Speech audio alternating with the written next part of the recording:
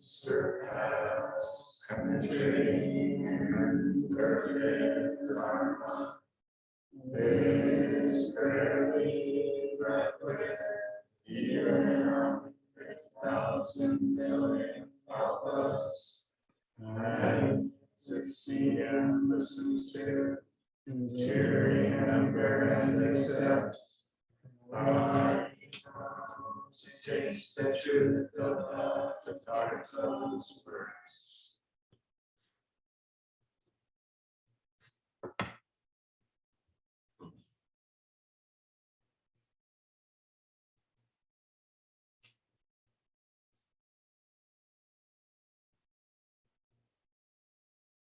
Welcome to those arriving today. Welcome to those who've been sitting for 7 days. Welcome to those in the Western lands.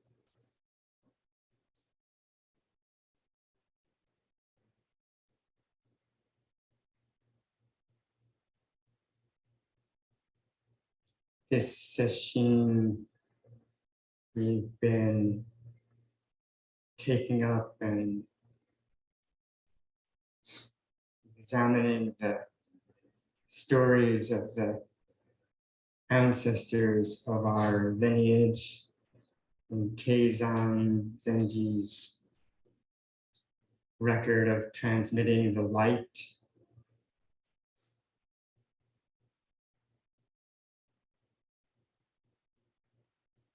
And earlier I brought up the story that it looks like the Zen lineage may be fading in Japan, maybe on the verge of going extinct. At least the kind of like a monastic system that's been rolling along for 1,000 years. Sesshin and such practices of immersion in the light. And someone said to me, well, even if that happens, the light will find other ways to manifest and be transmitted, even without so-called Zen. And I agree. The light, it can't be stopped because it didn't begin. And there'll be many beautiful ways. There are now and will continue to be.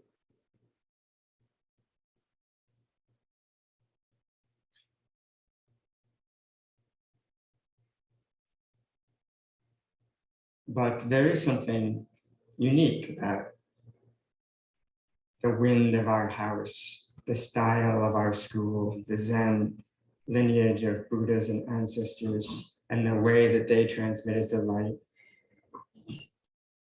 And today I'm thinking of lineage as a kind of an art form.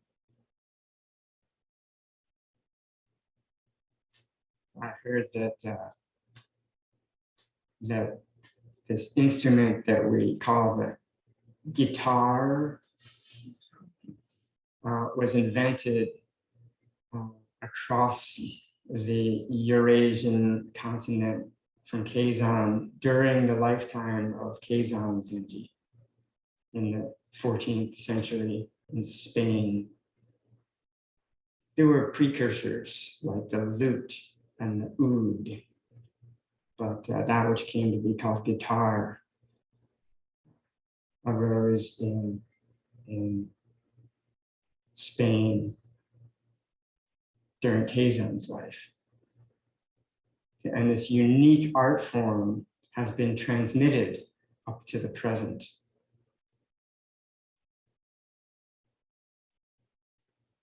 And there was music before the guitar, and if the guitar were to go extinct, there will still be music. But isn't there something unique about this art form called the guitar that's evolved a lot since it was invented in ancient Spain up through Jimi Hendrix and Jerry Garcia, almost redefined the art form of guitar, and people continue to.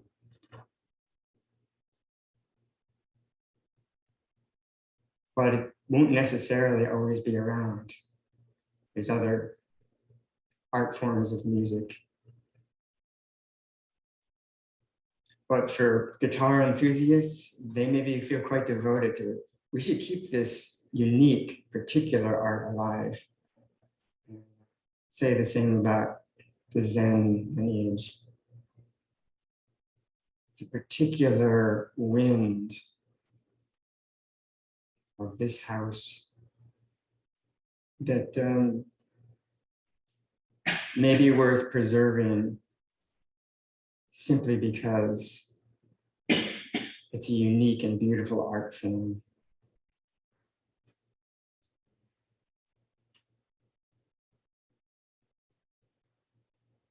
Lineage is kind of a major part of Zen.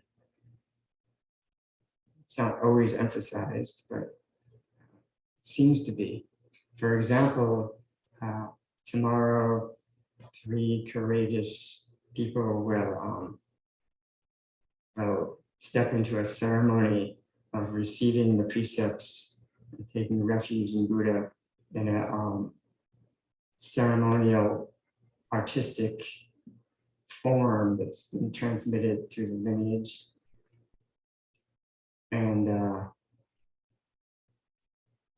obvious aspect of taking refuge in Buddha and committing to these bodhisattva precepts is the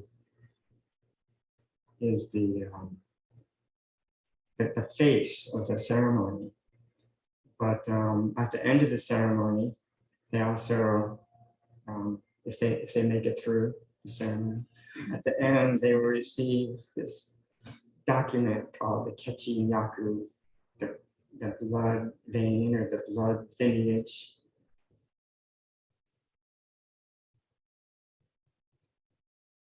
of the Buddhas and ancestors. And that document is a list of the ancestors in Keizan's transmission of light, from Shakyamuni Buddha up to their teacher, with a blood line, a red line running through every name from the foot of one ancestor into the head of the next ancestor, from the foot of that ancestor into the head of the next ancestor. And then these new bodhisattvas will have their name added at the bottom. And from their feet, the red bloodline will circle back to the top of the document into a round, empty circle. And from there continues into the head of Shakyamuni Buddha, out to his feet into Mahakashyapa's head, and so on, circulating endlessly and beginninglessly. So there's something that's part of our kafu, our house wind, that when you take refuge in Buddha and receive the precepts, you're also connecting with this lineage of ancestors.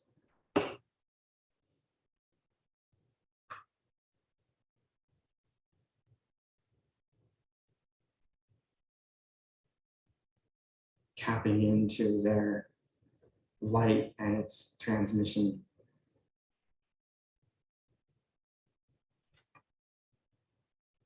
That's the style of our house. And this week we've been looking at some of the Indian ancestors and the way that they transmitted the light to each other. And because this is Rohatsu Sesshin, celebrating the Buddha's great awakening, tomorrow in a big ceremony, today in this moment, I thought that let's go back today to the first chapter of the Denko Roku, the chapter on Shakyamuni Buddha, the beginning of the story.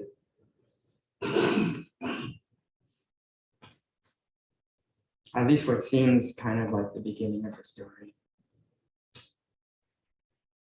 All these stories are meetings of a teacher and a student, of two people meeting.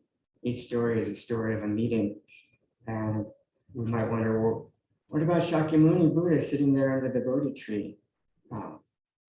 He didn't get to have a meeting to receive the light. But in fact, in this story, there is a meeting. But this meeting is with the morning star. As dawn was breaking in Magadha under the Bodhi tree on Rohatsu morning, the Buddha looked up and saw the morning star, met the light, and the light was transmitted in that meeting. He understood for the first time what the morning star was. He couldn't find any morning star other than the knowing of it.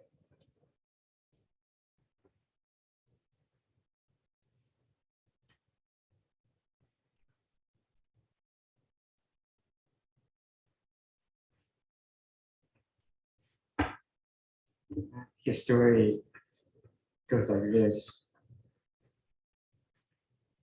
Shakyamuni Buddha saw the morning star and was enlightened to the way, awakened to the way, and said at that moment,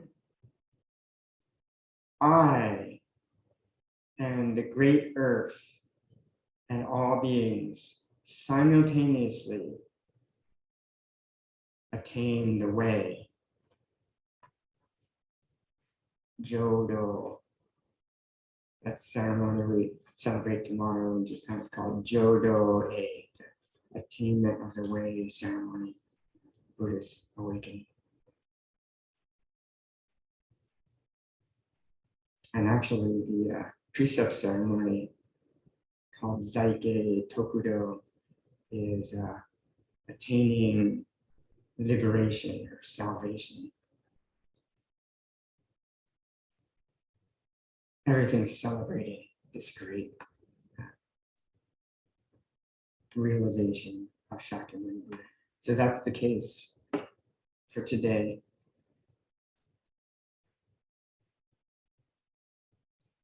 And Keizan tells the story of Shakyamuni Buddha in brief. Shakyamuni Buddha was of the Sun race in India, the Sun clan.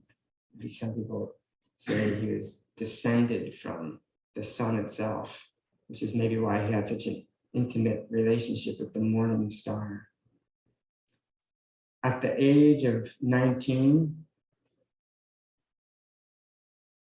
I think usually in the foundational vehicle teachings, they say it was the age of 29. He leapt over the palace walls in the dead of night, and at Mount Dantaloka, he cut off his hair. Subsequently, he practiced austerities for 6 years.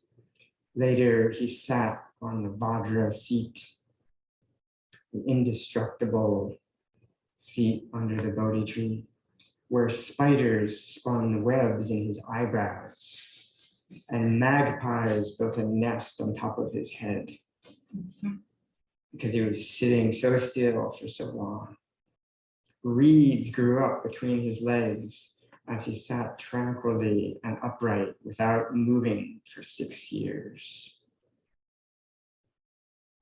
At the age of 30, the foundational vehicle, I think, says 35. On the 8th day of the 12th month, which in Japanese is Rohatsu, as the morning star appeared, he was suddenly enlightened, awakened. And these words in the above story are his very first lion's roar. From that time on, for 49 years, he did not spend a day alone, but taught the Dharma for the assembly constantly.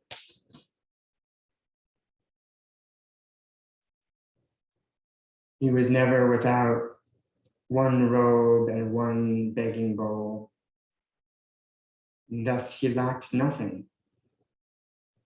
During that time, he taught the assembly more than 360 times.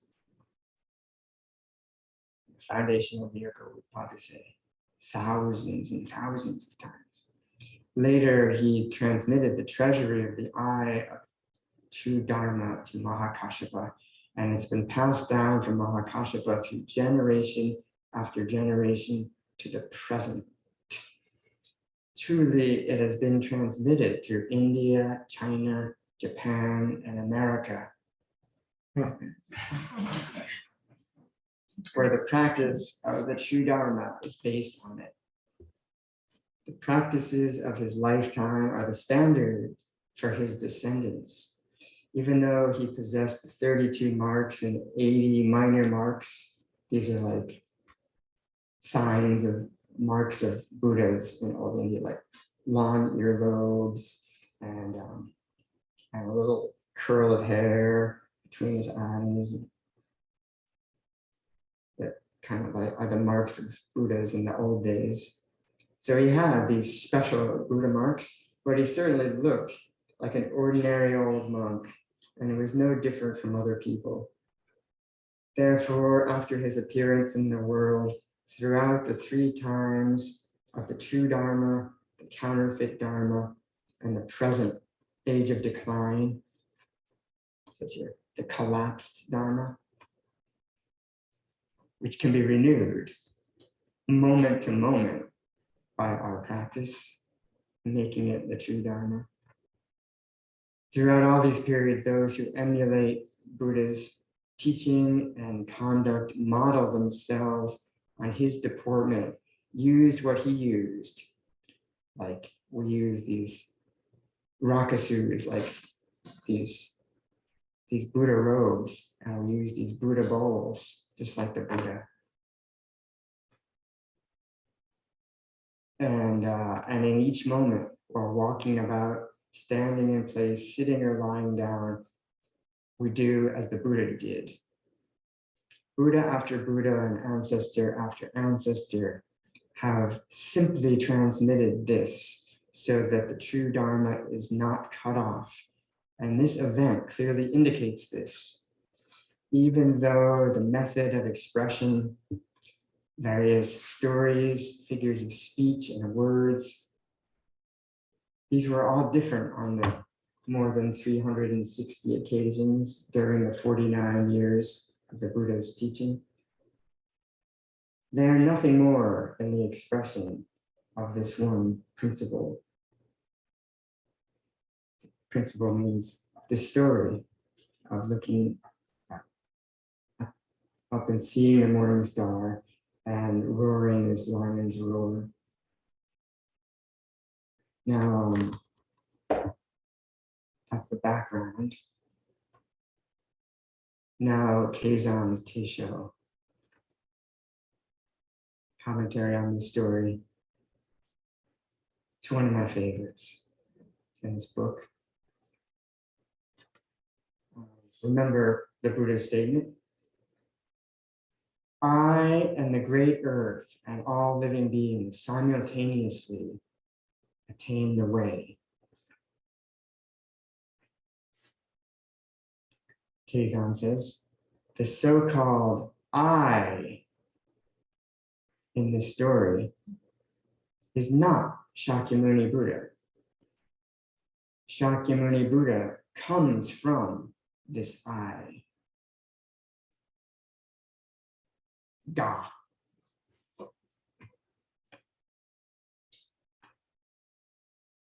Not only does Shakyamuni come from it, but the great earth and all beings also come from this I. I love how Keizan, he just picked up on this one, first word of the Buddha's statement. I and all beings attain the way together.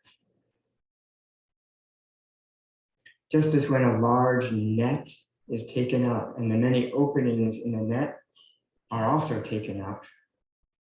When you lift up like a fishing net, all the empty holes in the net, the spaces, the empty spaces of the net are also lifted up.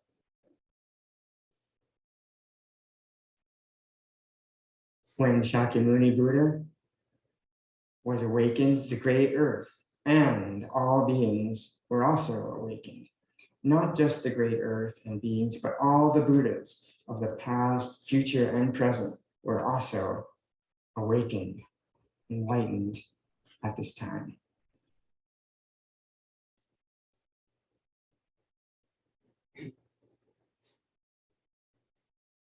Since this is so, do not think that it was just Shakyamuni Buddha who was enlightened. You must not see any Shakyamuni Buddha apart from the great earth and all living beings. That's what the Buddha said too, right? All together, we all realize the way. Even though mountains, rivers, and their myriad forms flourish in great abundance, none of these are left out of Gautama's eye pupil. Gautama's Shakyamuni's family name. Now we're talking about not only his eye and all beings attain their way, but the pupil of his eyeball. All the mountains, rivers, and forms flourish in great abundance, and none of them are left out of Gautama's eye pupil. None of them are not seen through the eye of Buddha.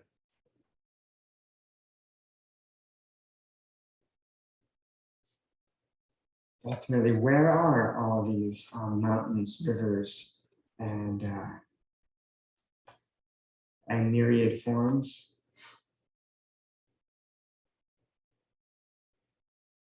Ultimately, What are their GPS coordinates? Where do they reside, these mountains and rivers and earth? They reside in Gautama's eye pupil. You might not have known that before.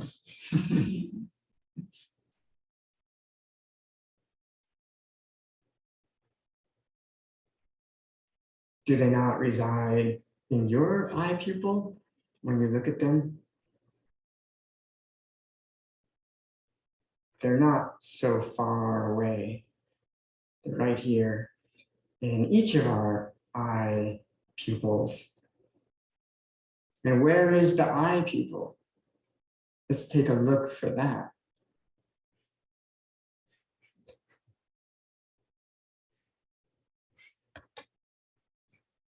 Need a mirror. Need a mirror? Really can't see that eye pupil. When I look for the eye pupil, all I find is the great earth and the mountains and rivers and all of you.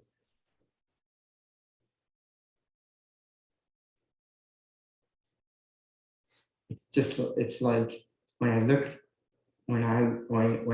for the eye pupil, when you look for your eye pupil, isn't it like you actually look hard for the eye pupil? We see like this empty space filled with mountains and waters and so on. Do we not? And maybe that's how it was for Shakyamuni Buddha, looking at the morning star. The morning star was not light years away, but right here. And the morning star that's right here is also right now. Because at this time of the Buddha's seeing the morning star, how could it have been any other time than now for the Buddha? And how could that have been any other place but here for the Buddha? Same with each of us. How could we ever be anywhere other than here and any time other than now? And how could any mountains and rivers be any other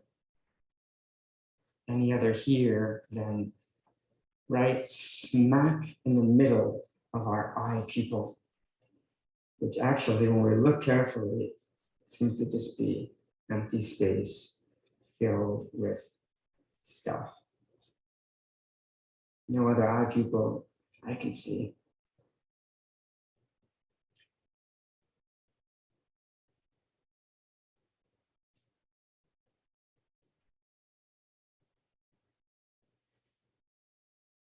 Since this is so, do not think that it was just Shakyamuni Buddha who was enlightened. You must not see any Shakyamuni Buddha apart from the great earth and beings.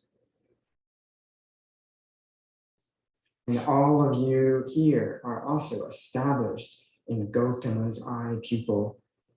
Not only are you established in it, but rather it is enfolded within you. Or another translation of this wonderful line to contemplate. Not only are you established in the Buddha's eyeball, but that eye of the Buddha has become you. Shakyamuni's eye pupil has become each of you and I.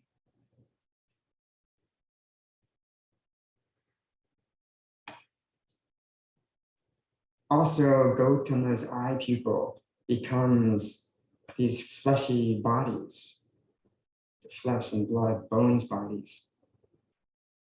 Gautama's eyeball becomes these flesh and blood bodies. It becomes the whole body of each of us standing like an 80,000 foot precipice in each of us.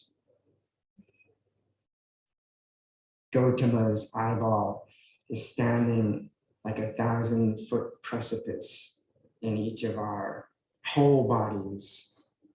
This is not just the flesh and bones body, but our whole body is filled with this 80,000 foot precipice.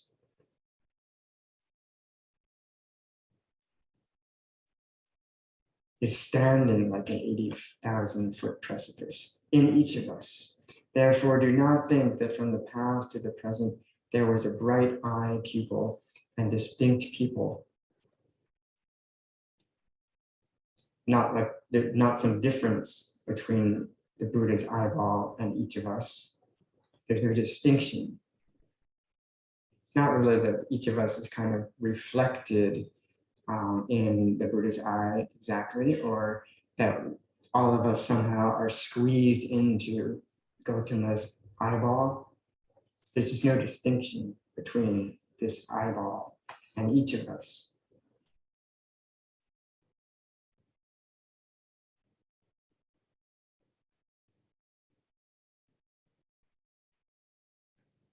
You are Gautama's eye pupil, and Gautama is the entirety of each of you.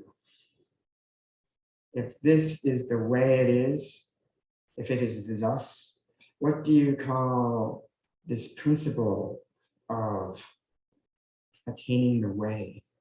Let me ask you, monks, does Gautama become enlightened with you, or do you become enlightened with Gautama?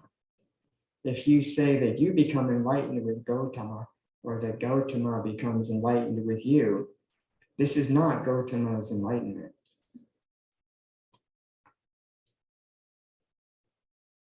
Therefore, this is not the principle of enlightenment. It sounded kind of like it was like that, wasn't it? Like we become enlightened with the Buddha and the Buddha becomes enlightened with us. But now Keizan's saying it's not like that. Because this with is a little bit too dualistic. Not like this Buddha over there and we're over here and we're going to do it with him.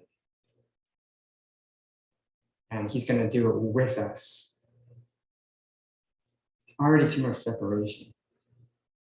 There's just one complete, all-inclusive, inseparable, undivided attaining the way. If you want an intimate understanding of enlightenment, you should get rid of you and Gautama at once. You that do this with Gautama and Gautama that does this with you. Let go of you and Gautama at once and quickly understand the matter of I, God. Forget about the Buddha and each of us. We have to understand this matter of I together with the great earth and all living beings. Attaining the way. First of all, we focus on this first word, I.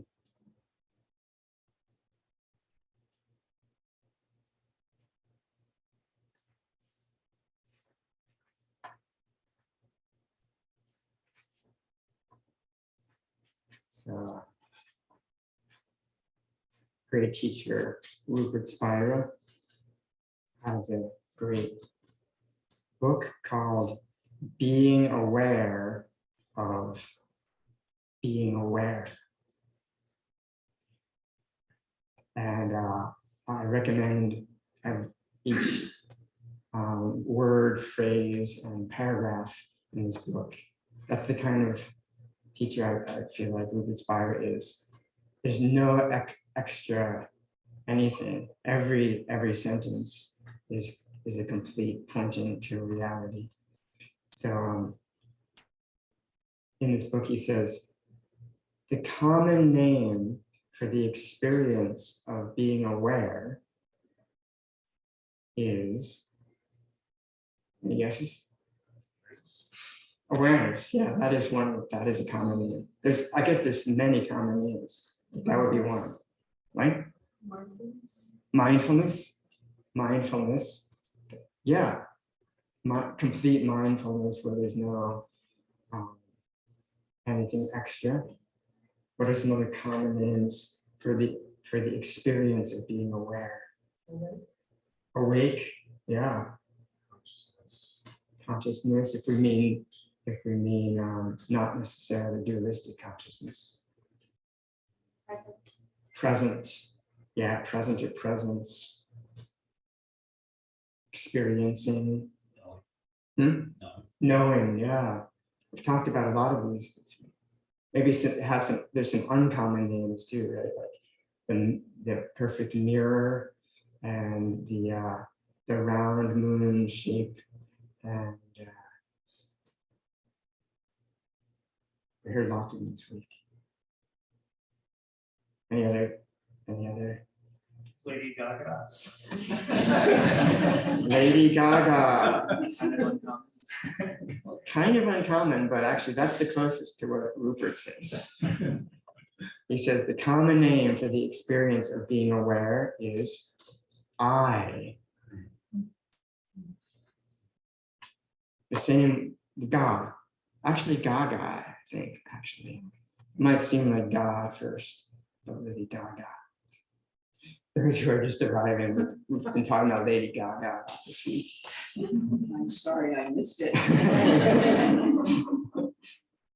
Ga is the Japanese translation of this word I or self, to be translated both I, me, or self. Keizan says at this point, if you want an intimate understanding of enlightenment, first get rid of its you and Gautama right now and quickly understand the matter of I. What? Rupert Spire says the common name for the experience of being aware is I. Keizan and Rupert would have a great conversation, I think. Rupert goes on, I am aware of the thought of my friend. I am aware of the memory of childhood. I am aware of the feeling of sorrow, loneliness, or shame. And he goes on for like a paragraph. All the things that I'm aware of, the colors of the zendo, I'm aware of the sounds of the car. In each of these examples, I is the name we give to that which knows or is aware of all knowledge and experience. I is the name we give to that which knows or is aware of all experience. When we say I, especially all these examples he used are I am aware of this thought, I'm aware of this color, I'm aware of this sound. That I is that which knows or is aware. As such, Rupert says, I is the knowing or aware element in all knowledge and experience. I is awareness itself, he says. Now, Rupert Spire is conditioned by his main practice traditions of Advaita Vedanta and Tantric Shaivism. Of course, he knows about Buddhism and Zen, sometimes quotes Zen teachings. But we might say, well, that's all well and good for a Vedanti or a Shaivite. But what about us Zen Buddhists? I thought this I is kind of like the big no-no. Gaga is a no-no. After all, the Buddha's trademark teachings, anatman, not self. Over and over, Buddha taught, this body is not self. These feelings are not self. These perceptions are not self. This dualistic consciousness is not myself or yourself.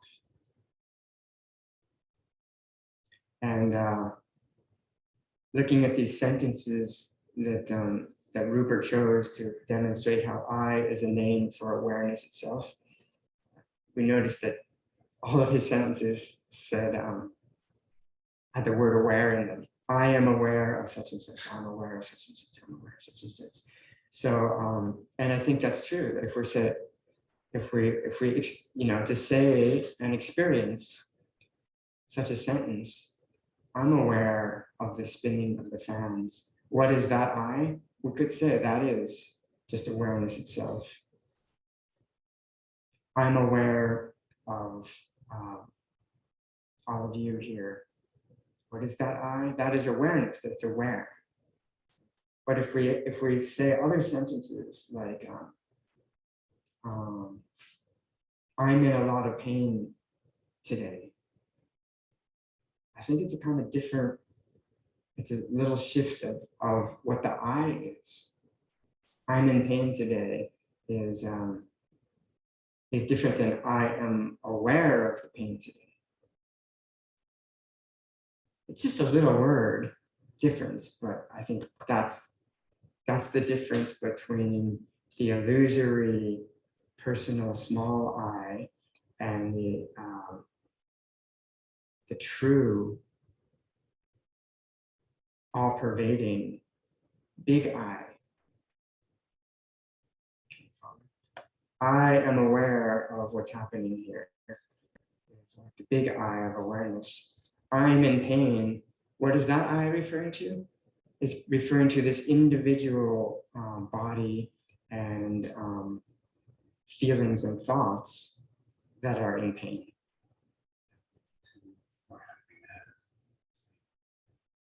Yeah, so that it's mentioning happening to or happening as within our conversation we had. We could say that might be taking another step, actually.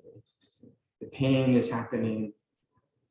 Yeah, maybe we could tie it in here. The pain is happening to me is we generally, I think if we say a sentence like that, we feel that I am this body and mind individual, if the pain is happening to, but the pain is happening in me, did you say? In me, as me. If we lead to the pain is happening as me, then yeah, as me or I, then it has a little different feeling, more like my nature, who I really am, is manifesting as pain.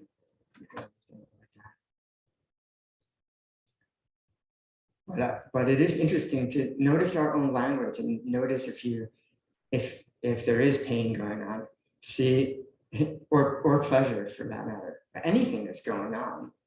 And in fact, there is always something going on. So this is a meditation that you could try out in Zazen or anytime. For example, right now, you could try in the thought, I am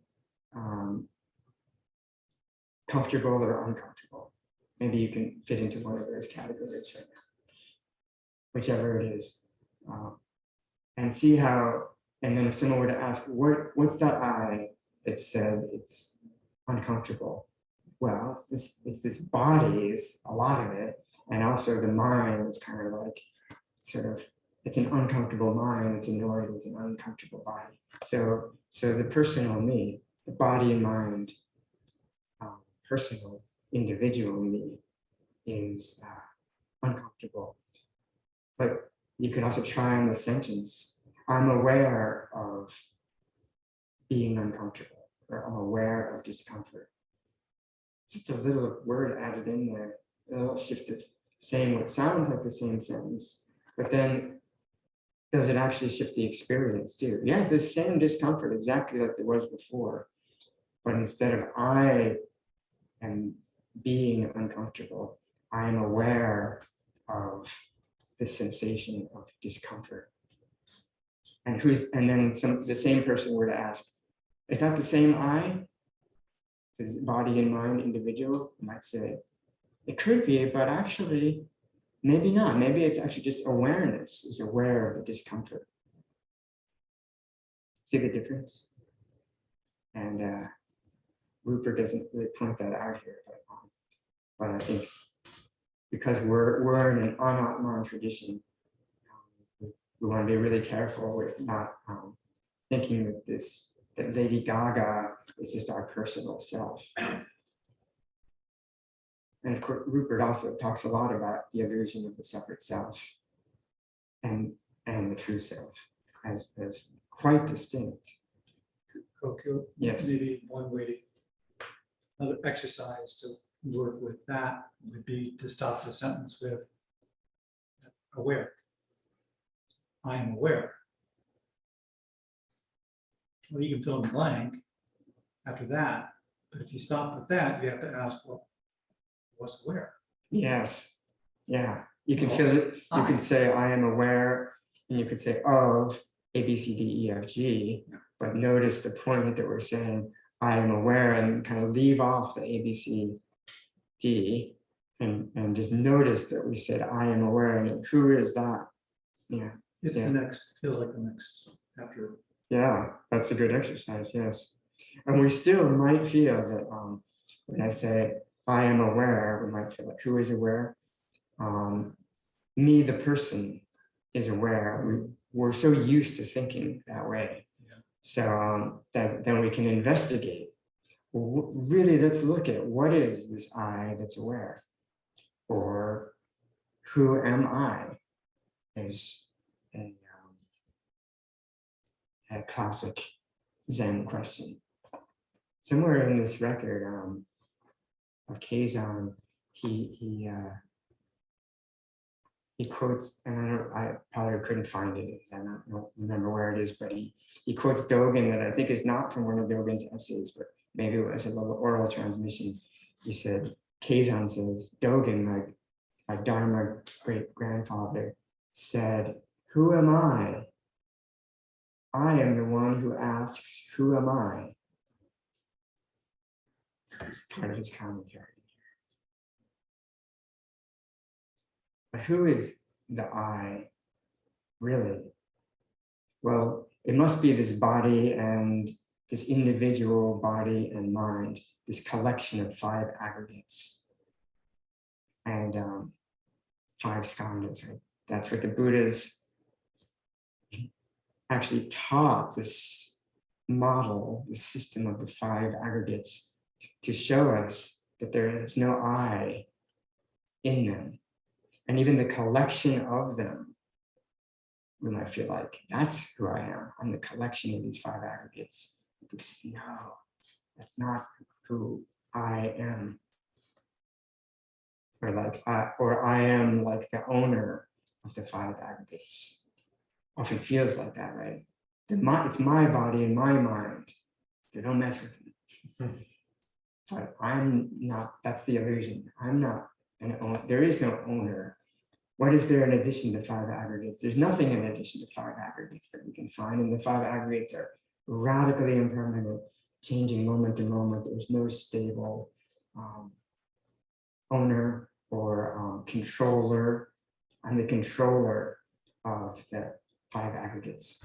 I'm up there in the control station, pulling the levers, like, move his right hand a little bit. Okay, now make him think like, this is obnoxious. Or tell him to be a better person. That was just reminds me of this modern light bearer named Eckhart Tolle, way more famous than Keizan and the Zen ancestors in the world these days. But he was not interested in anything spiritual, didn't have any practice. He was super depressed. He was kind of at the end of his rope. He was contemplating suicide. And in his last hours, he said to himself, it felt like the one in the control tower or something. He said to himself, I really can't live with myself anymore. And then some kind of grace was there that opened him to the phrase he just said to himself, I can't live with myself anymore, he noticed that, that's weird that I just thought that. And who's the I that can't live with the self? It's like there's two different ones. I can't live with myself anymore. That I is like the little voice, it's like the controller, the owner. But it's actually, it doesn't make any sense. I can't live with myself anymore. It was like a koan. And he had this great awakening. And he was like, his depression was over. He was a happy camper from then on. He just couldn't find any reason to like do anything after that. He was just content just being. So he just like sat on a park bench for like a few months, apparently. And finally got up and like, well, I guess I can do things too.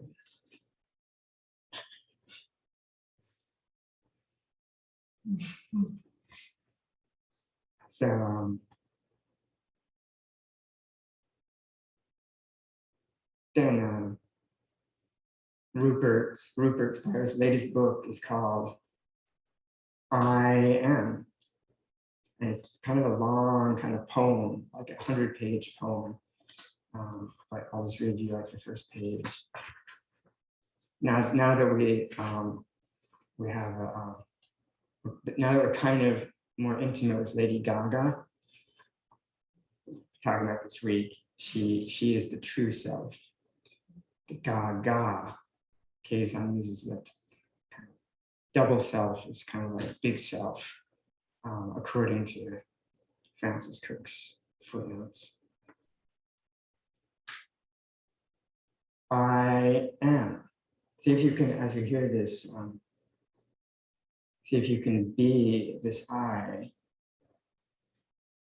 It's nothing mysterious, right? It's just that which is aware all the time.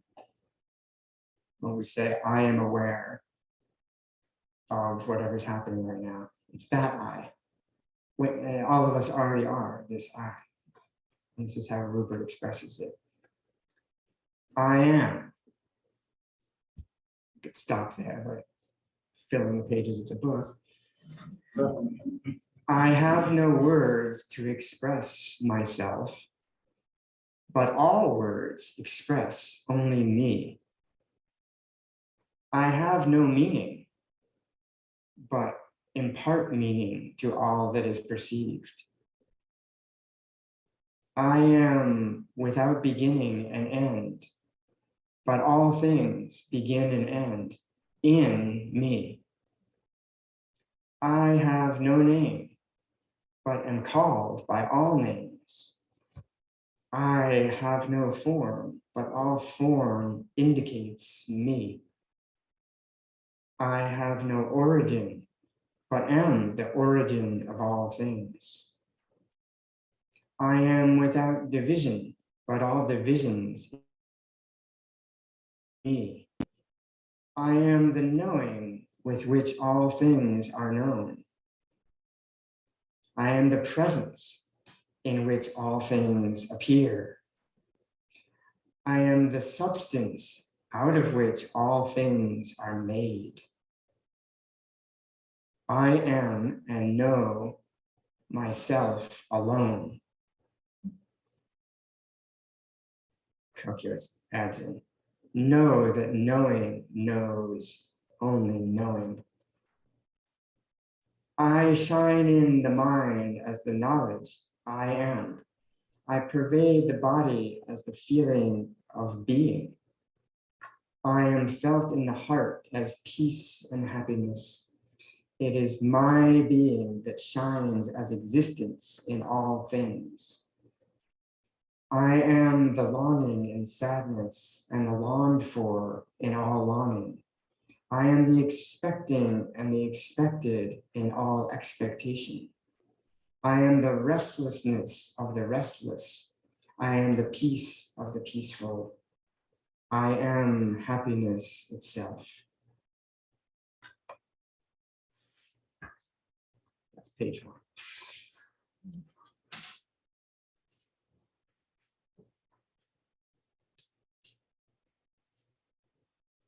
back to our house ancestor, Keizan Zenji. If you want an intimate understanding of enlightenment, you should get rid of you and Gautama, these individual people, at once and quickly understand this matter of I is the great earth and beings as and. That's a weird sentence, right? So we're referring back to the original statement. I and the great earth and beings simultaneously attain away. So Keizan's comment is I is the great earth and beings as and. So if that sounds a little weird, that's this translation, but you could also translate it as I together with the great earth and all beings simultaneously in a way. Then we could hear Keizan is saying, I is the great earth and beings as together with. I can't remember the Chinese, but it might be that when we say only a Buddha and a Buddha, only a Buddha together with a Buddha. Yo, in Japanese, it might be that word.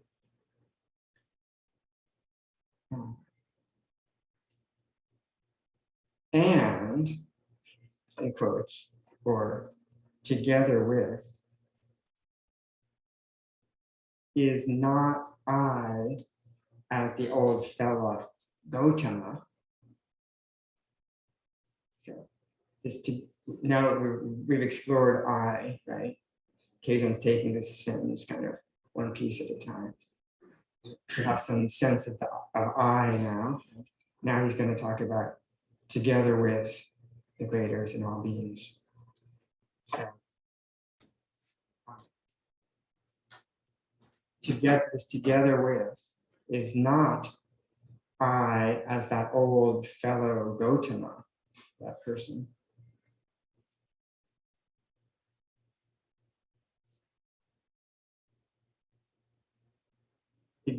Examine carefully, deliberate carefully, and clarify this I and this and, or this I and this together with.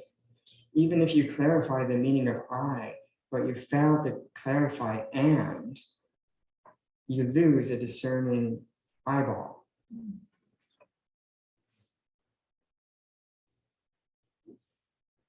So we could say that I here is the ultimate truth. The ultimate truth in Buddha Dharma has various versions depending on which school we're talking about. But the criteria to be called ultimate truth in all the different versions always means something which is always the case. Ultimate truth can't change. That's different versions of it in different schools.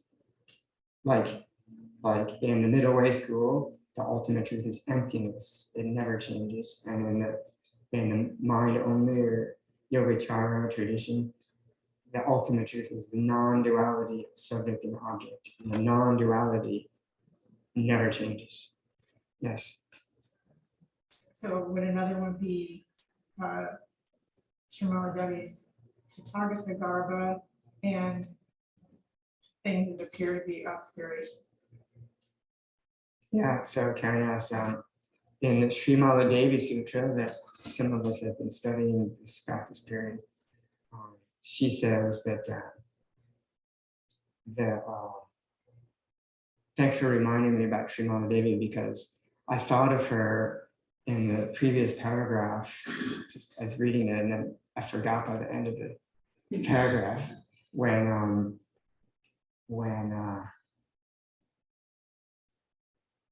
Keizan says Gautama's eye pupil becomes the fleshly body and it becomes each person, and so on. I think here is Gautama's eye pupil, I think, is another name for eye. and it becomes each of us. And Sri Maladevi says that Tathagata Garbha, Buddha nature, is the ground and foundation of all conditioned experiences, all conditioned things arise from the ground of Tathagata Garbha. This is like this, or you could say arise from awareness. The awareness is the ground and foundation of all conditioned impermanent phenomena, and it itself is unconditioned. The ultimate truth is unconditioned. So now Karen asks, we also hear Sri Maladevi saying that following on this line of thought, she says that Tathagata Garbha, the Buddha heart, is Tathagata Garbha's fancy word. You could say the Buddha heart, the essence of the Buddha is Tathagata Garbha, or Buddha nature. And it's the basis and foundation of all conditioned things.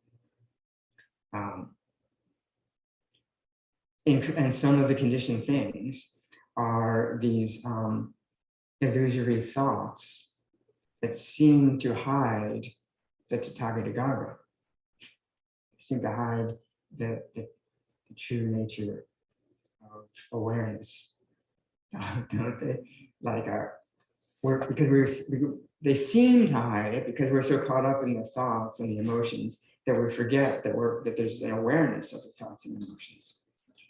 The thoughts and emotions are expressions of awareness. They're arising dependent on the basis we call awareness, but then so they're actually made of awareness, and yet they also seem to obscure awareness. Awareness manifests itself as the thought like, I don't know what to do here. I don't know how to find the way here. That thought, it's actually nothing but the knowing of that thought, seems to hide the knowing of the thought. Because we're so into the thought, we're so into the experience. Seeing a color seems to hide the knowing of the color. Of course, it doesn't really hide the knowing of the color, but we're so into the objects of experience that when we're looking at the color, we forget that really it's just the knowing of color. And isn't that true for mountains and rivers? And yeah, mountains and rivers appear in Gautama's eyeball, and Past lives too. past lives. Yesterday's story was the knowing of past lives. Yeah, so the ultimate truth, I would say, offhand, if somebody said, "What's the ultimate truth in the Sri Maladevi Sutra?" Before your question, I would have said, well, the Dharmakaya is right. expounded and described in that sutra, and then the Dharmakaya is Tathagata Garbha. What is Tathagata Garbha? It's the Dharmakaya, the reality body of all Buddhas. You could say unobscured awareness is the Dharmakaya. But what is Tathagata Garbha? It's when this unobscured awareness is mixed together with the obscurations. Which seemed to me like I together with mountains. Okay. Yeah, so we should examine this I. The I, you could say, is the Dharmakaya in the Sri Maladevi Sutra.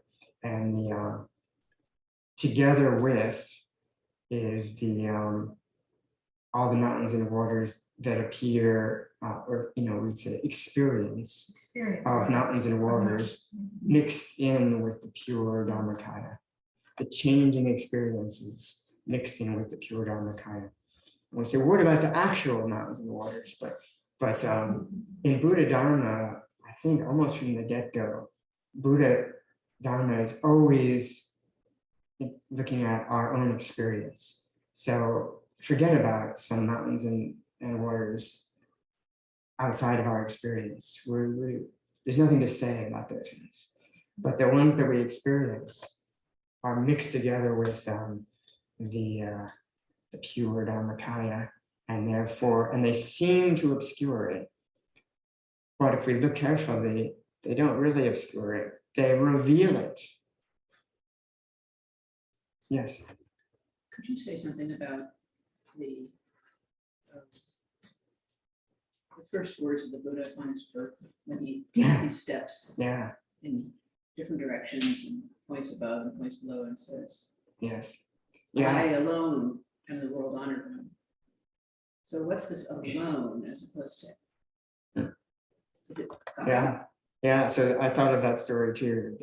The Buddha's, this says it's his first lion's roar, but I think elsewhere we hear that really the Buddha's first lion's roar was immediately after he was born.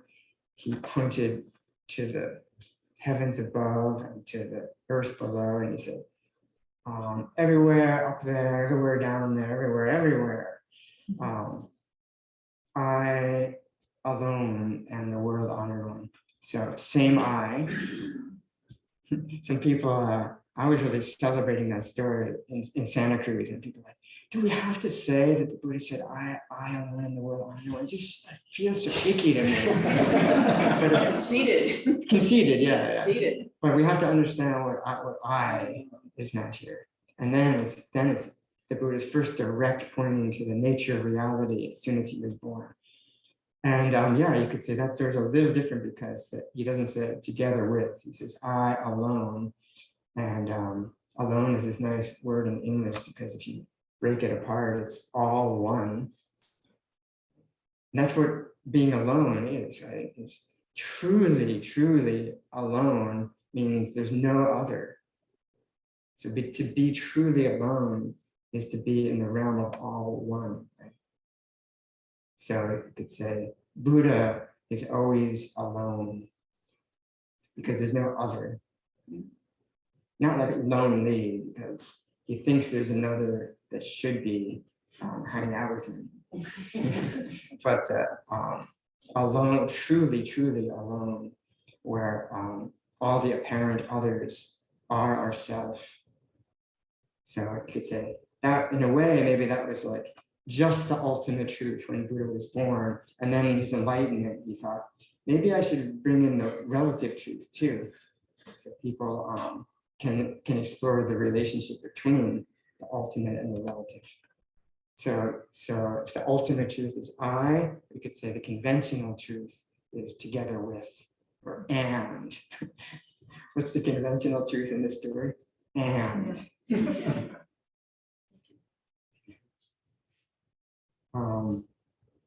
So hearing it in this way as the two truths, classic and very helpful, I think, Buddhist teaching.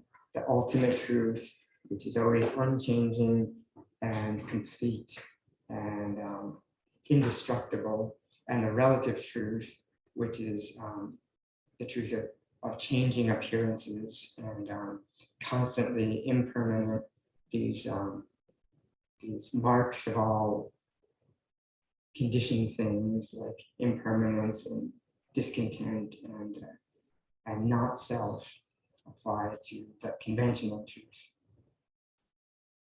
We could say not self, all conditioned things are not self is the conventional truth, and I alone am the honored one is the ultimate truth. Big self is ultimate truth, and the not self teachings are exploring the conventional truth. The conventional truth is conditioned and impermanent. So, and then the great thing about the teaching of the two truths, I think most, at least the Mahayana tradition, will always make sure to say that these two truths are not separate.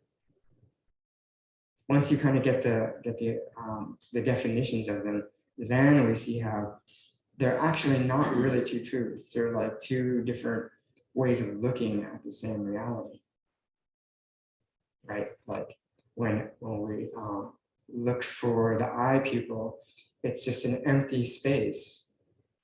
Like literally, if you look for your eye pupil now, you try really looking for it, and more, the more I look for the eye pupil, the more I feel the sense of just this boundless space that I'm looking at that I thought was the eye pupil.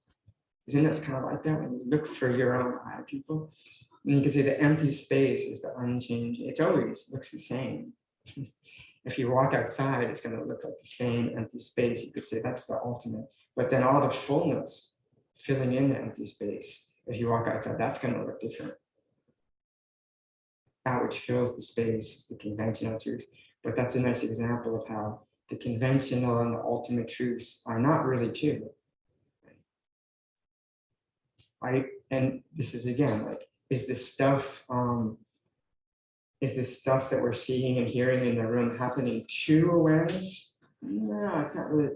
Has it happening to this empty space? No, the empty space is boundless. Is it happening in the empty space? Yeah, it kind of feels more like the sights and sounds are happening in my eye pupil, this big empty space. But even that's a little bit like, how am I going to pack all this stuff into this eye pupil? But if we say all the stuff is happening as the empty space of the eye pupil, there is nothing other than knowing or awareness that we're calling flowers and candles and Buddhas and people. It's happening. These things are happening as the knowing moment, as awareness. That you could say is the unity of the two truths. The as version is a great example of. We can talk about all the stuff and we can talk about the space in which it's happening, but they're really not two different realities. So, regarding the non-duality of the two truths, the ultimate and the convention, Keizan says, this being so, I and are neither identical nor different. I and together with are neither identical nor different. Truthfully, your skin, flesh, bones, and marrow are totally and, or together with. The Lord of the house is I. That's one of Keizan's epithets for Buddha nature, the Lord of the house.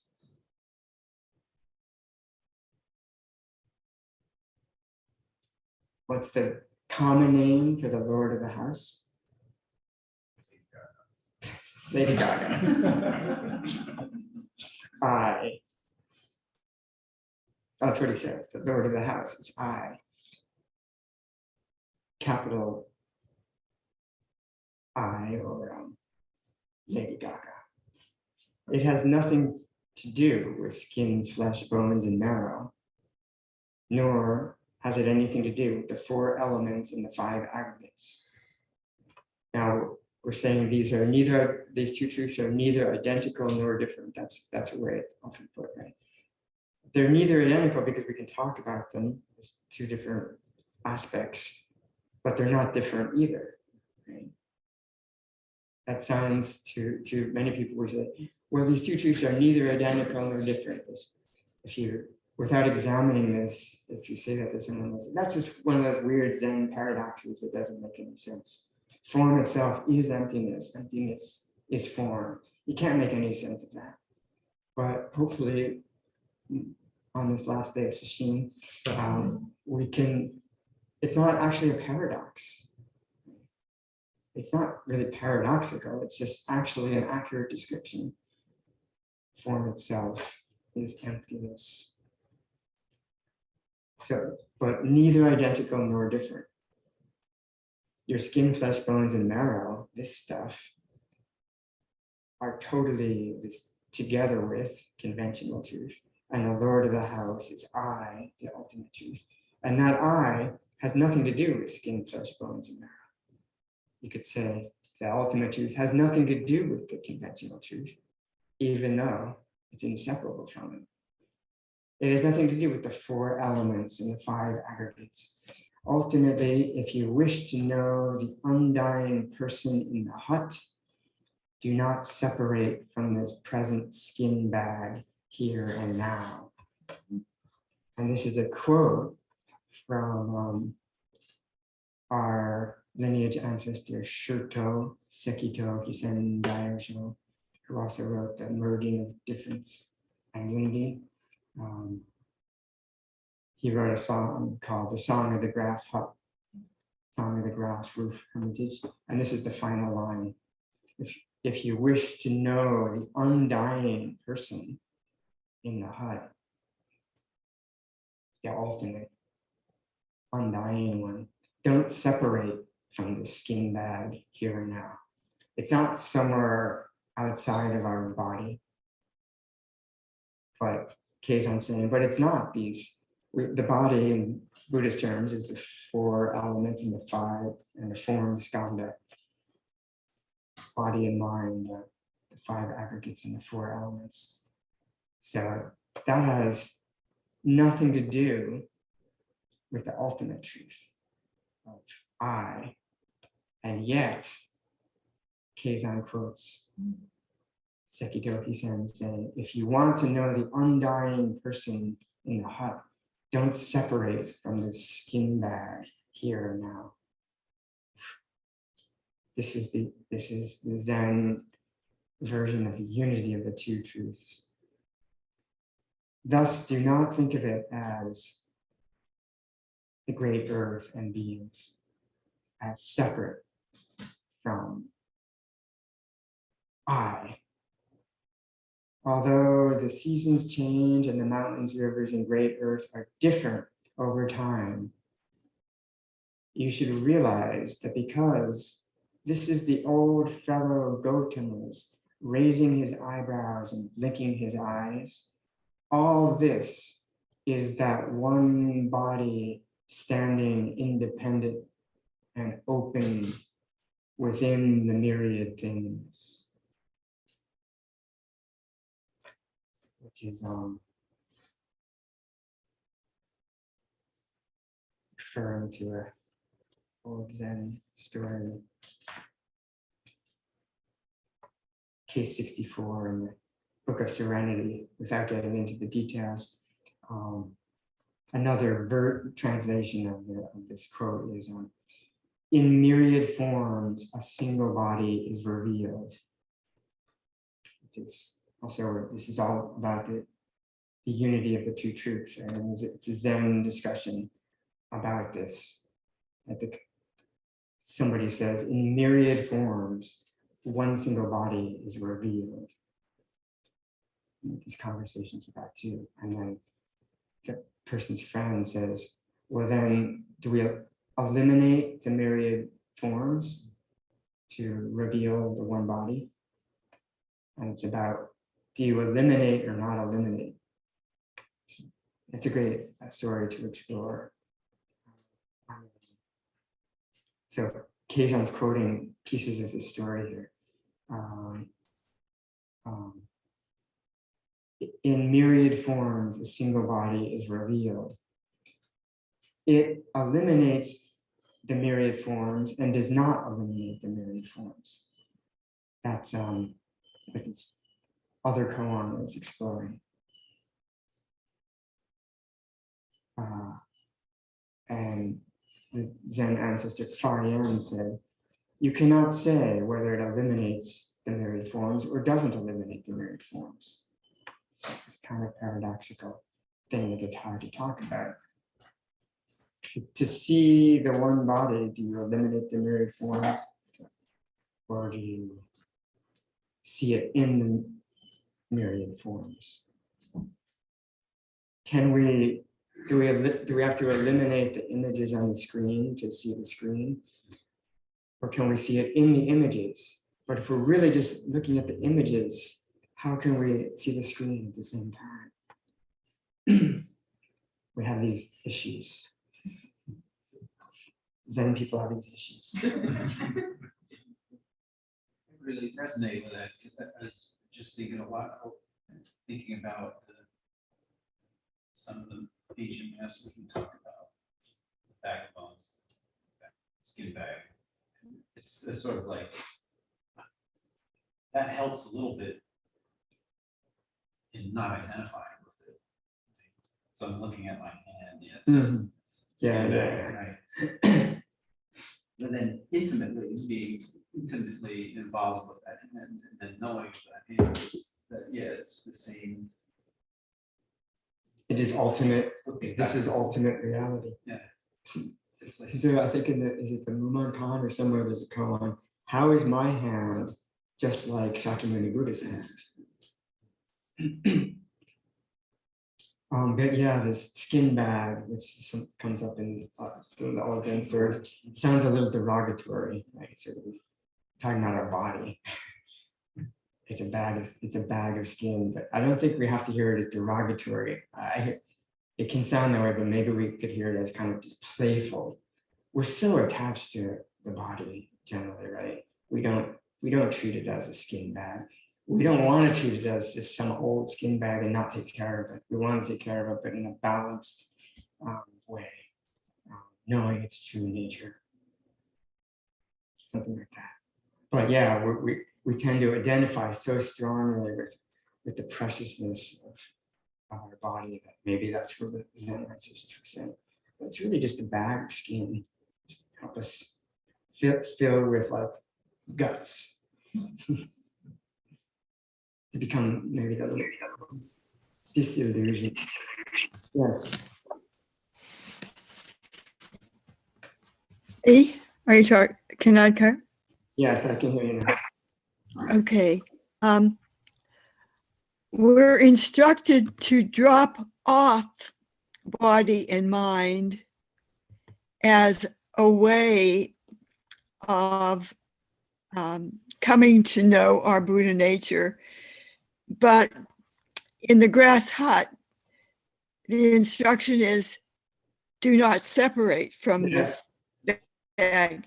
So can separate or do not separate accommodate dropping off or the other way around? Yes, thank you for asking.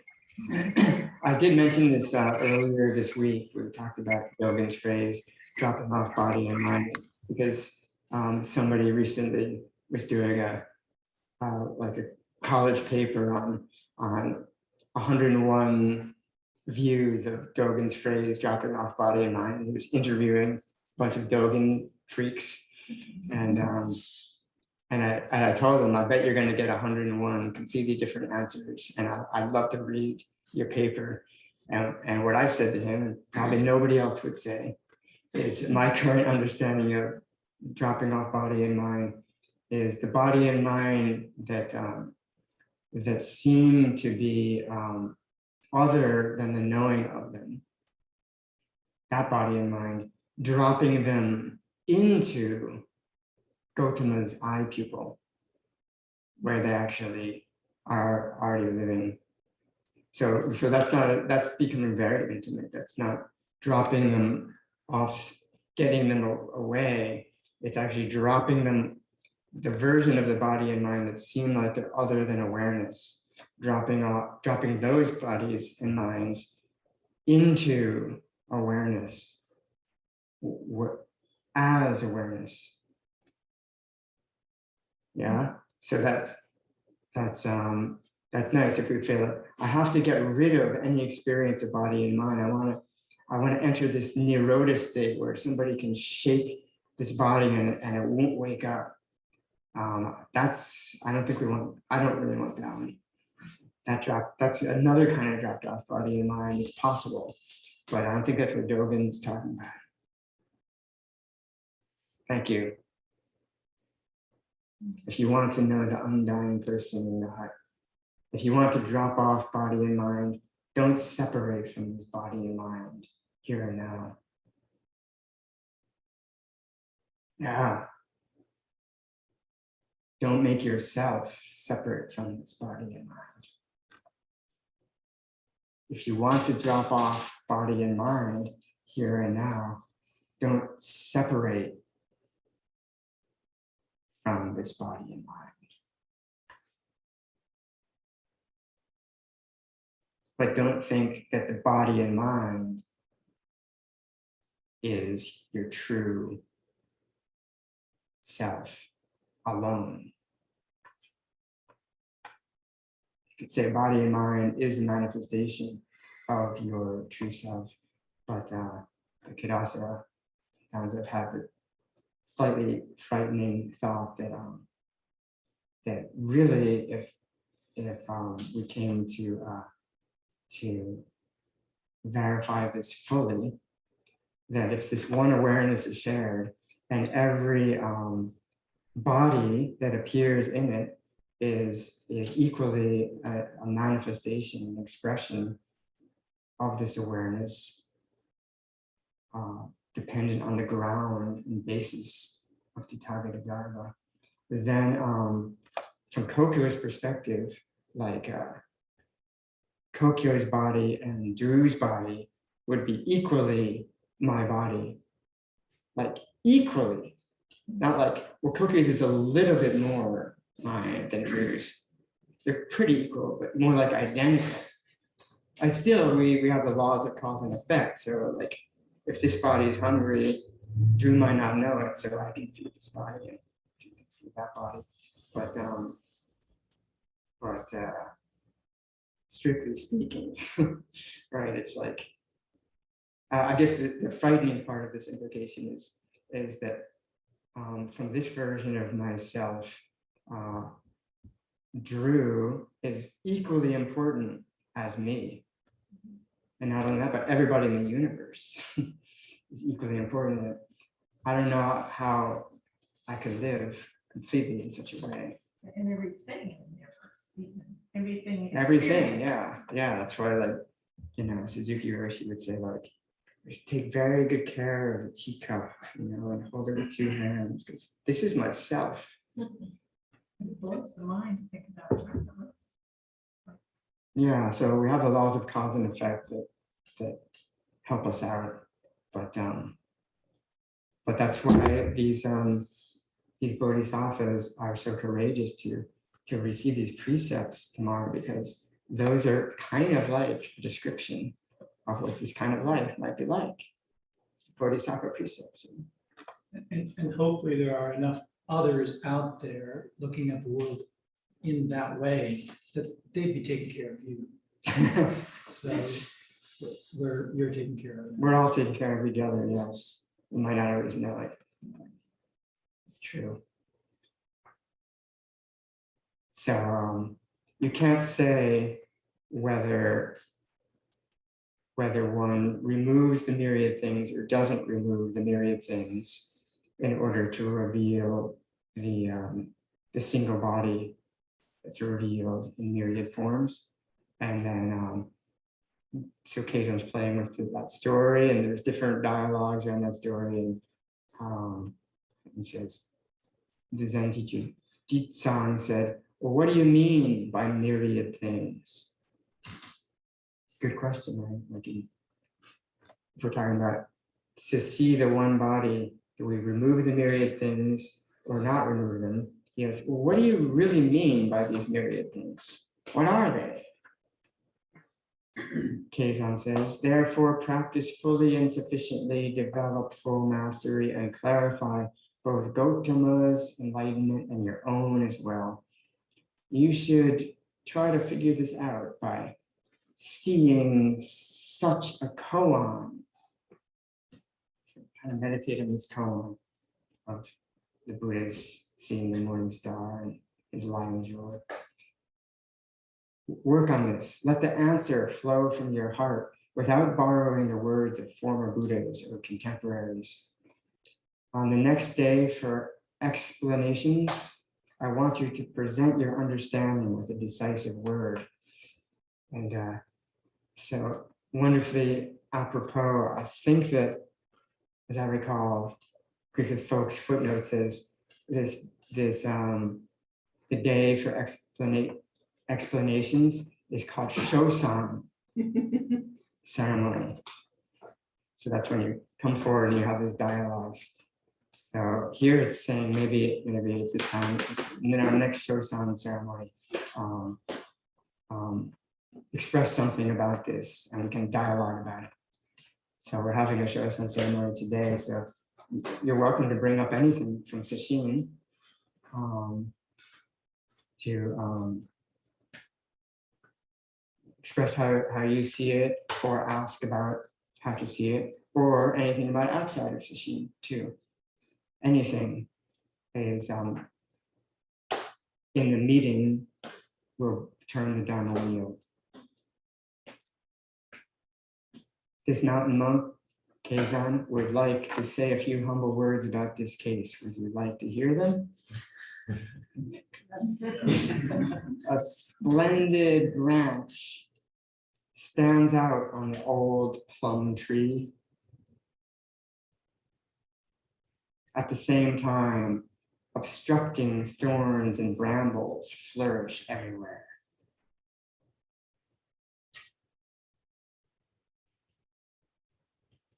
Obscurations arise from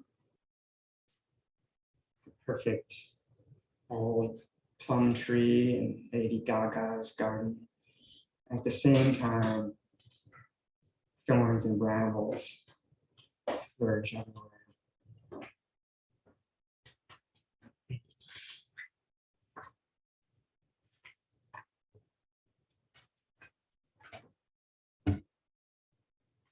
Do you have any further points? Yes. So I'm wondering if you could say something, getting back to the skin bag and not separating from the skin bag. You might say something about Dogen's deep faith in cause and effect. Dogen Zenji has an essay called Deep Faith, Deep Trust in Cause and Effect. And is he commenting on the fox con? It does comment on the first one, but I'm thinking more in the realm of like whether we get rid of or we don't separate from, like how to Yeah. this particular meandering path through the two extremes of believing, of looking just at the objects on the screen, you know, the myriad things, Yeah. and not separating from. Yeah.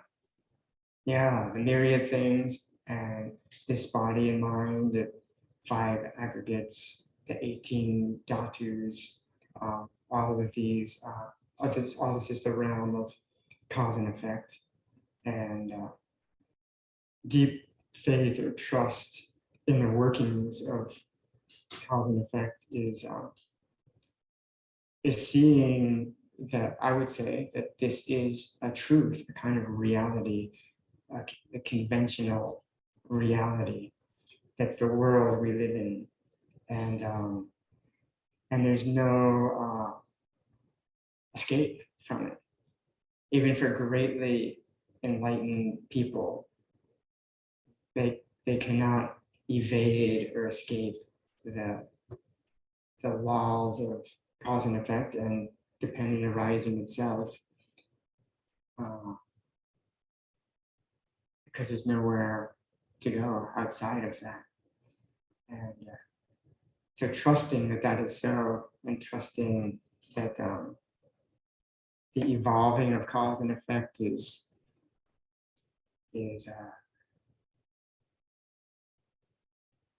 naturally taking care of everything, even when it looks like this way cause and effect is going here, it looks like it's not really working out so well. Like the environment of this planet, it's just cause and effect manifesting, but we can trust it, that it's following the laws of cause and effect, and we, of course, are each of us part of the laws of cause and effect. So it's cause and effect is never something outside of our own life. It is our own life and the life of everybody in the great earth and all beings. So trusting that that is the way that the old plum tree sprouts. That is the way that I operate in the world.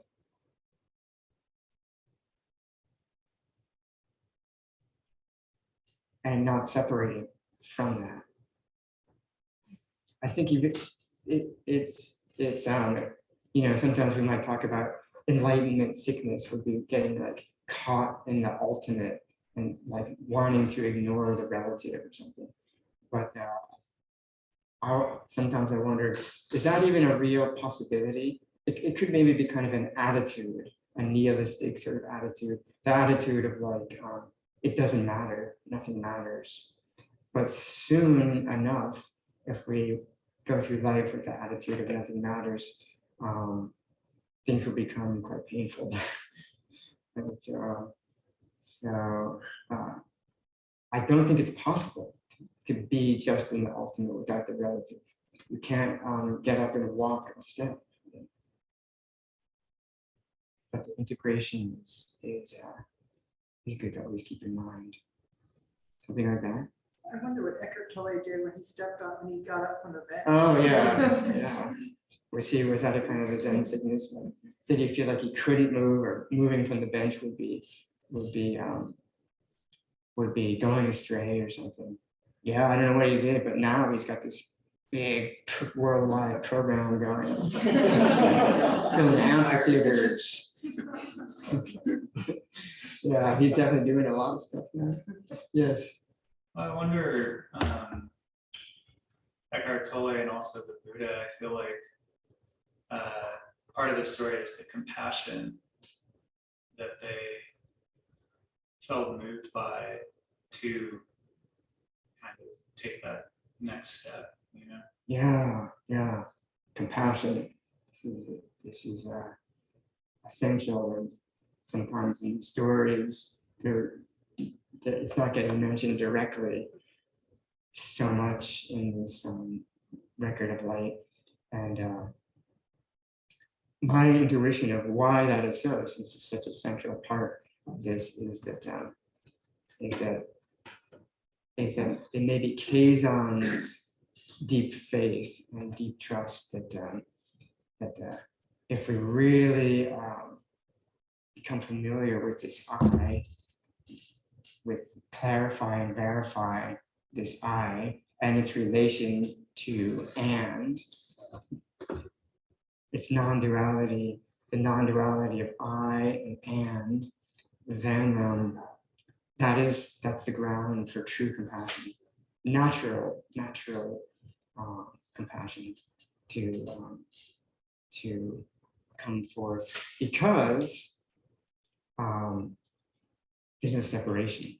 Like everybody is equally in my body. If we really could get to that place, that is like the limit of compassion, right? Everyone's suffering is as equally as important to take care of as my own suffering. That like comes along with that view, right? And I could say that the problem is that it's hard to fully verify to that extent, but I think along the way, as we open to this more and more in a kind of gradual way, I think the compassion gradually develops. Compassion and kindness, loving kindness and compassion are a pair, and it seems to just not naturally gradually unfold that way. Maybe not in some extreme way that we would like it to, because also karmically conditioned patterns are deep. These laws of cause and effect. So if we've been a kind of that, like very self-centered or something for a long time, then that conditioning maybe unfolds gradually, but the principle, I think, stands there. Right? And the unity of I that we share, that is the ground of true compassion, uncontrived kindness and compassion. But also we can develop it in conventional ways, like should I help that person or not right now? It's like 50-50. I'll flip a coin. No, instead of flipping the coin, I'll just do it. You could say that that's not really coming from the ultimate, but it's like a nice training to align. Yeah. We could say really compassion and kindness are are the point of all of these teachings so extensively, because they're there in the background. Thank you. That's a good thought to conclude with. My Dzogchen teacher, Sophie Rinpoche, often on the last talk of his retreats, likes to bring up this story. So it's just fun to share it with you. This was another lineage of transmission of light, and in the Kagyu Tibetan lineage, where the great yogi Milarepa, great yogi of Tibet, lived out in the caves and sang all these Vajra songs, and left us with all these pointing outs about everything we've been talking about in his own style, his own house wind that he received from Marpa, who received it from Naropa, who received it from Tilopa. Lineage is very important in all these traditions. And his successor, he'd been transmitting the light for a while, and the final transmission to Gampopa, who would make the Kagyu lineage flourish in Tibet.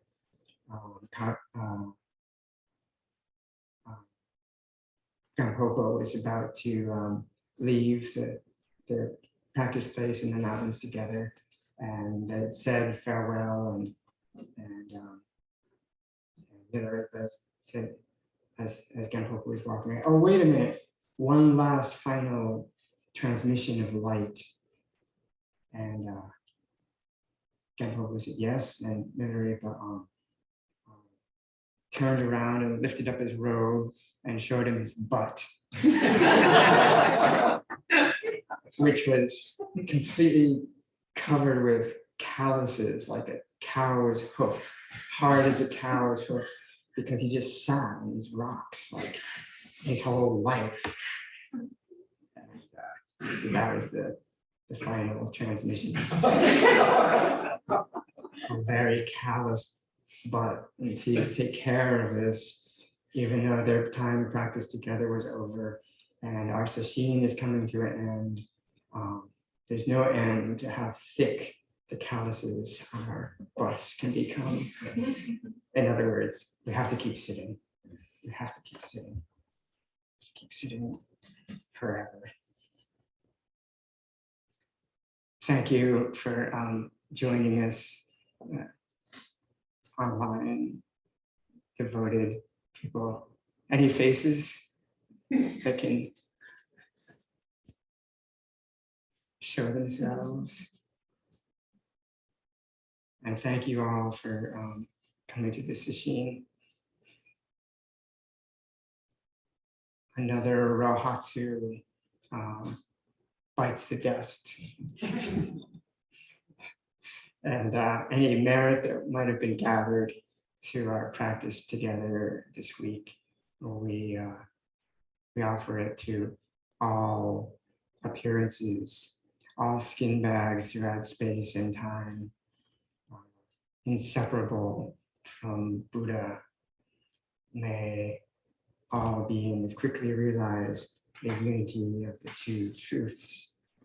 May our intention equally extend to every place with the truth.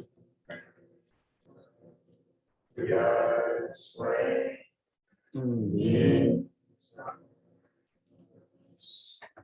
I love to say them. Delusions are inexhaustible. Dharma is not Dharma is our boundless. I vow to enter them. Buddha's way is unsurpassable.